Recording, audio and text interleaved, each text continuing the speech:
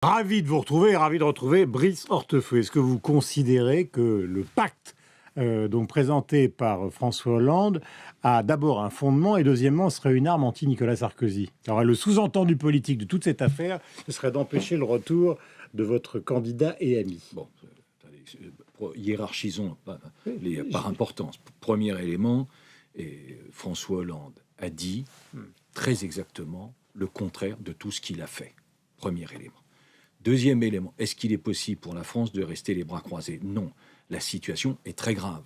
Les déficits publics augmentent, et beaucoup plus que prévu. On va atteindre 4,2, 4,3. Donc je vous rappelle qu'en 2015, on devait atteindre les 3%. La Commission européenne, qui n'a pas que des défauts, rappelle que là, on est sur une tendance de 3,8. Les déficits s'aggravent. C'était 60. Donc il a raison d'intervenir. Attendez, les déficits s'aggravent. Les prélèvements obligatoires sont les plus élevés que nous ayons jamais connus de notre histoire.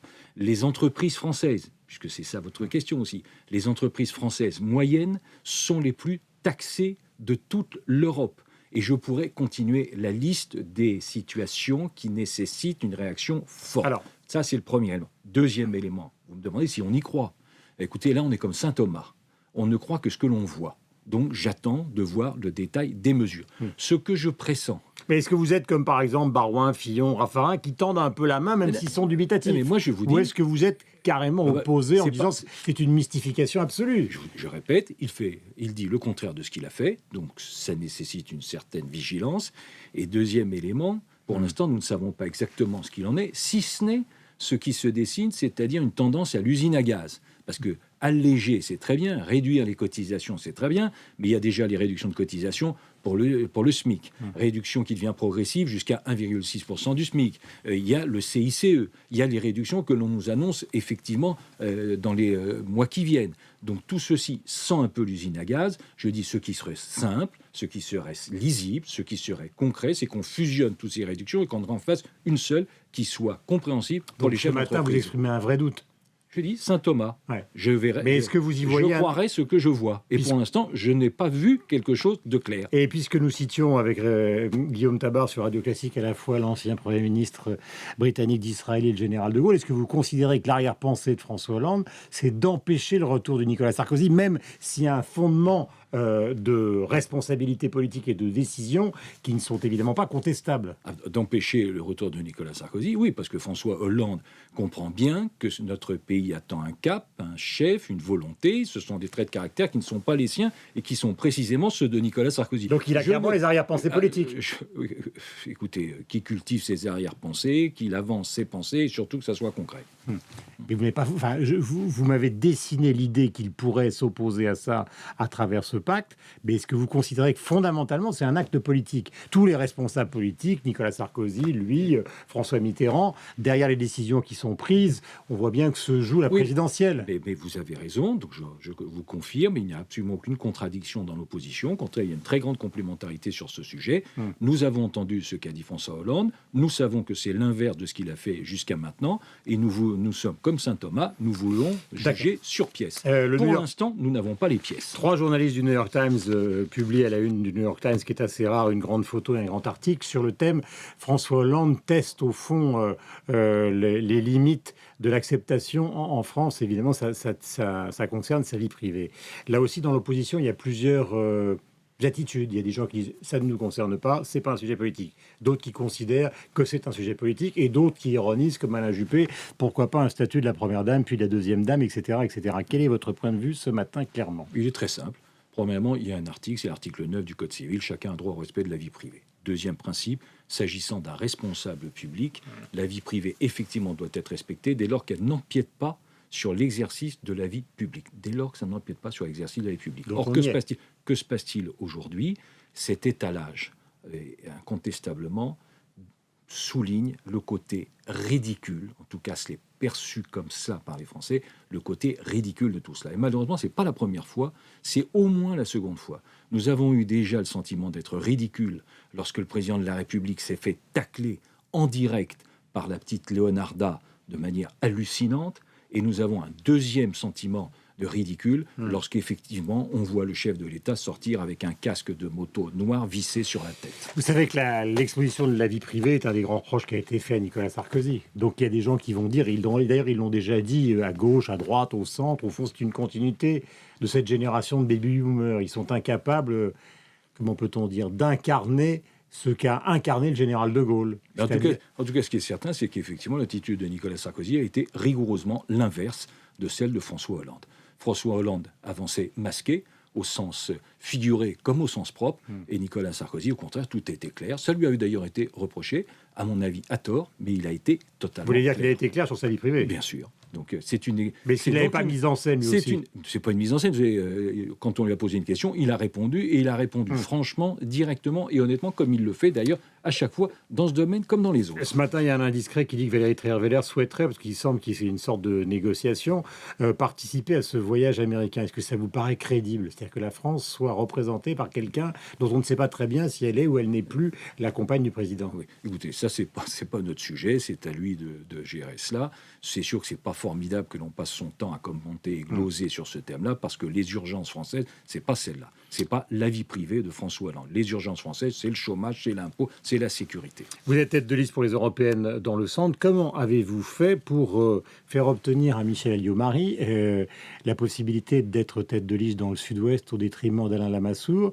Et je pense aussi d'ailleurs à d'autres comme Morano, puisqu'on se souvient que l'ancien président de l'Assemblée nationale avait dit si elle est tête de liste dans l'Est, moi j'abandonne l'UMP et je pars avec 50 députés. Donc qu'est-ce qui s'est passé à l'intérieur de votre mouvement pour que les choses soient clarifiées sans éclat de voix? Très bien, c'est effectivement une belle démonstration de volonté d'unité.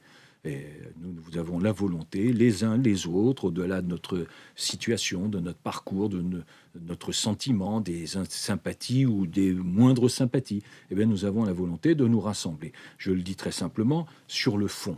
Il y a quelque chose qui est récurrent dans l'actualité, c'est de dire que la France ne joue pas son rôle au Parlement européen.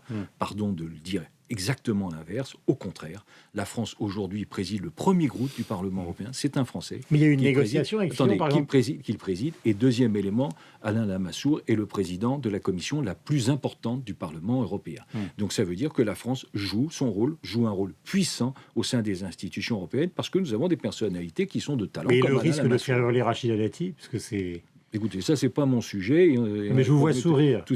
Oui, mais parce que chaque fois, vous voulez me faire parler des uns et des autres. Nous sommes dans une phase d'unité, et donc il n'y aura pas un mot de critique à l'égard des uns et des autres de ma famille. Mais nous devons avancer avec des personnalités différentes. Nadine Morano est une excellente tête de liste. Elle aura à débattre avec M. Philippot, elle aura à débattre avec le syndicaliste qui est tête de liste. Il faut une voix forte. Donc l'ancien président de l'Assemblée nationale a décidé de se taire. Alors l'ancien président de l'Assemblée nationale, Bernard Accoyer, s'est interrogé, c'était parfaitement son droit. J'ai le sentiment qu'il a obtenu les réponses qu'il souhaitait. Et donc Fillon et Copé se sont entendus, parce que Lavrieux dans le Nord, c'était quand même le meilleur ennemi de François Fillon. Écoutez, vous avez raison, vous me donnez l'occasion de souligner l'unité et le rassemblement. On annonçait des psychodrames, c'est pas ce qui se produit. Et au-delà, c'est pas une unité de façade, attendez, soyons solennels. Non, mais c'est surtout le rappel que l'UMP a vocation à être la grande famille de rassemblement de la droite et du centre. L'UMP est la première formation militante de notre pays. L'UMP compte 200 députés, compte 100 sénateurs. C'est la première délégation au sein du Parlement européen. Nous avançons et nous gagnons d'ailleurs les élections législatives. Toutes les partielles, c'est l'opposition qui les a gagnées. 7-8 pour l'UMP. Ça ne veut pas dire que tout va bien, que tout est réglé, mais à l'évidence, nous sommes en marche et en ordre. Pardonnez-moi d'être franc, faut-il virer Becbédé de l'UMP? Écoutez, la démarche, honnêtement, n'est pas très sympathique. Je pense qu'à Paris, nous avons, avec Nathalie Kosciusko-Morizet, une opportunité historique de gagner. Historique. D'ailleurs, vous voyez bien que les enquêtes d'opinion se resserrent, qu'elle est présente sur le terrain, qu'elle a constitué des équipes. Par de nombreux membres de l'opposition. Mais vous voyez que les enquêtes d'opinion, à mon avis d'ailleurs, au vu des enquêtes d'opinion, on verrait que la cohésion sera un peu plus forte chaque jour. Et donc là, il faut se rassembler et s'unir. C'est pour ça que je ne dirai rien contre celui que vous citez, mais je l'appelle simplement à se rassembler et à revenir à l'essentiel. Lui, il a dit au deuxième tour, je me rapprocherai de Nathalie Kosciusko-Morizet. C'est encore mieux si c'est dès le premier tour. Donc il faut qu'il arrête. Ça serait mieux qu'il rejoigne et qu'il accepte les propositions de Nathalie Kosciusko-Morizet, qui a la volonté et la capacité de s'unir. Donc il arrête. C'est sa responsabilité. Mais je vous demande votre souhait. Oui, mais moi, je c'est souhaite. pas lui, c'est Brice Hortefeux. Moi, je vous dis, je souhaite qu'il y ait unité la plus large dès le premier Dès tour. maintenant. Dès maintenant. Le rassemblement le plus large dès le premier tour. Alors la question que tout le monde a envie de vous poser concernant votre lien avec Nicolas Sarkozy et la situation politique, c'est peut-être pas l'interrogation de tous les Français, mais en tout cas c'est l'interrogation des Français de votre camp. Il revient quand? Mais ça, d'abord, je n'en sais rien. Vous savez que personne ne vous croit. Mais c'est une erreur parce que j'essaie d'éviter de mentir. Donc si je le disais, si je le savais, je ne vous dirais pas quand, mais je vous dirais oui, je le sais. Bon, je ne le sais pas. La réalité aujourd'hui est encore une fois très simple. Ce n'était pas évidemment une question. Mais je voudrais affiner. C'est pas la question bébête, quel mois, à quelle heure, mais c'est la séquence politique qui vous paraît la plus propice. Est-ce que ça doit être derrière les européennes? Est-ce qu'il faut attendre l'année prochaine? C'est une réflexion que je vous demande. Non, mais si vous me posez la question de manière plus directe, est-ce que je souhaite qu'il intervienne dans la vie publique, dans l'intérêt de notre pays, qui connaît des dérives et des échecs successifs, constants et répétés? Eh bien oui, je vous le confirme. Moi, je le souhaite. Simplement, quelle est son intention? Lui, je ne la connais pas. J'observe une chose, c'est qu'il a dit qu'il n'interviendrait pas dans la vie politique quotidienne nationale et que aujourd'hui, jusqu'à aujourd'hui, c'est très exactement ce qu'il a respecté.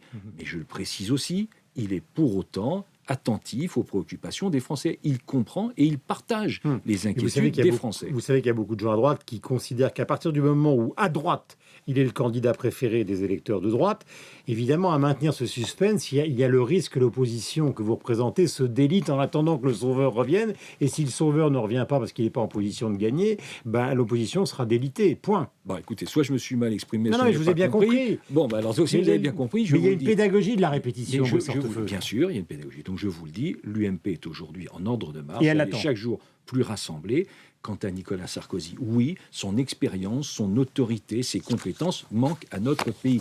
Encore une fois, tous les signaux sont au rouge. Je vous insiste sur ce point, la croissance dans notre pays annoncée est 2,5 fois moins rapide que nos principaux partenaires, le Royaume-Uni et l'Allemagne. Ça signifie que ça ne fonctionne pas, qu'il faut une autre politique et qu'il faudra naturellement une autre personnalité pour une autre politique qui donnera d'autres résultats. Pour la première fois, Manuel Valls, dans les sondages, décroche un petit peu. Est-ce que vous considérez que c'est la suite de l'affaire Dieudonné ou est-ce que c'est un problème de délinquance? Parce que vous avez été ministre de l'Intérieur. Oui, écoutez, moi, ce que j'observe, c'est qu'il y a un observatoire, qui est un observatoire indépendant, l'Observatoire de la délinquance, qui a dit, à la fin du mois, au moment du mois de décembre, qui a souligné plusieurs choses. Premier élément, la délinquance dans notre pays, oui, c'est cet observatoire indépendant qu'il souligne, a diminué de 2007 à 2011. Ils auraient pu prendre depuis 2002, mais ils ont dit depuis 2007 à 2011. Cet observatoire... Je souris parce que ça correspond à... Et oui, exactement. Et c'est pas nous qui le disons. Si c'était nous, vous pourriez sourire. Donc ne souriez pas, prenez un air grave, parce que c'est un observatoire indépendant. Il dit, cet observatoire, que ça a augmenté en 2012 et que ça s'est aggravé à 2013. Oui, cet observatoire... Donc c'est ça son échec. Bien sûr, cet observatoire souligne que les atteintes ont bien augmenté, les violences aux personnes ont augmenté, que les escroqueries ont augmenté. C'est tout de même pas un très bon signal. C'est exactement l'inverse de la période précédente. Mais est-ce que vous diriez que c'est une construction médiatique, Manuel Valls? En tout cas, c'est une présence médiatique quasi quotidienne. Je vous donne un exemple. Sur la sécurité routière, j'ai entendu que ce matin, on commentait les résultats de la sécurité routière. On a parfaitement raison. Mais moi, je présentais un bilan général, global, sur tous les sujets. Tandis que là, on fait des présentations qui sont des présentations séquencées. Il y a donc certainement une arrière-pensée, comme vous l'évoquiez tout à l'heure. Mais je le dis, en matière de délinquance, il y a aujourd'hui dans notre pays une dérive de la délinquance. Les indicateurs de la délinquance sont en rouge, alors que celle-ci avait diminué de 2007 à 2011. Est-ce que vous diriez d'un mot qu'il est un mauvais ou un bon ministre de l'Intérieur? Non, je ne personnalise pas, mais je dis, le gouvernement connaît un échec dans sa lutte contre la délinquance qui s'aggrave. Vous savez, les mots sont forts, les actes sont faibles et les résultats sont dangereux. Merci Brice Hortefeux d'être venu sur l'antenne de Radio Classique.